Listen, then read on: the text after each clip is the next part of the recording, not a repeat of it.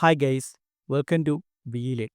ഈ കഴിഞ്ഞ ദിവസം സുപ്രീം കോടതിയുടെ വളരെ ലാൻഡ്മാർക്ക് ആയിട്ടുള്ള ഒരു വിധി വന്നായിരുന്നു.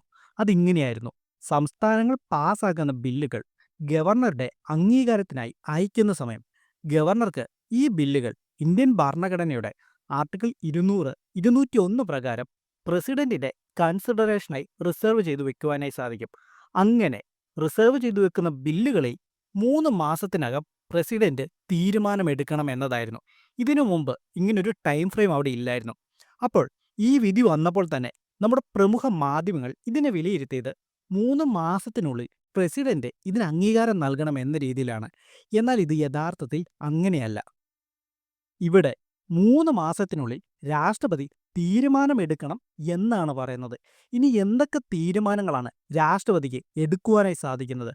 ഇന്ത്യൻ ഭരണഘടനയുടെ ആർട്ടിക്കിൾ 201 അനുസരിച്ച് ഒന്നാമതായി രാഷ്ട്രപതിക്ക് എടുക്കുവാൻ സാധിക്കുന്ന തീരുമാനം ഈ ബില്ലിന് അംഗീകാരം നൽകുക എന്നത് തന്നെയാണ്.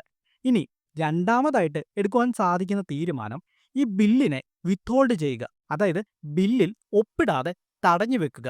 ഇതിനെയാണ് നമ്മൾ സാധാരണ പോക്കറ്റ് വീറ്റോ എന്ന് പറയുന്നത്. പലപ്പോഴും പ്രശ്നമായി മാറുന്നതും ഈ വിത്ത്ഹോൾഡിംഗ് ആണ്.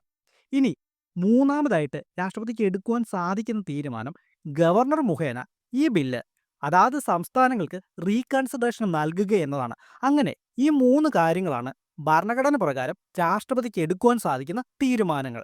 ഇവിടെ സുപ്രീം കോടതി പറയുന്ന കാര്യം ഇതാണ്: ഇനി പ്രസിഡന്റ് ബില്ലിൽ ഒപ്പിടാതെ അത് തടഞ്ഞു വെക്കുകയാണെങ്കിൽ അതിൻ്റെ കാരണം എന്താണ് എന്നുള്ളത് ഏത് സംസ്ഥാനവുമായി ബന്ധപ്പെട്ട ബില്ലാണോ അതാത് സംസ്ഥാനങ്ങളെ അറിയിച്ചിരിക്കണം എന്നതാണ്. ഇനി സപ്പോസ് ഈ ബില്ല് രാഷ്ട്രപതി തടഞ്ഞു വെക്കുവാനാണ് തീരുമാനിക്കുന്നത് എന്ന് വിചാരിക്കുക. അങ്ങനെ വരുന്ന സാഹചര്യങ്ങളിൽ ഇത് ജുഡീഷ്യൽ റിവ്യൂവിന് വിധേയമാണ് എന്നും സുപ്രീം കോടതി പറഞ്ഞു. ഇന്ത്യൻ ഭരണഘടനയുടെ ആർട്ടിക്കിൾ 74 പ്രകാരം president act on the advice of council of ministers എന്നാണ്.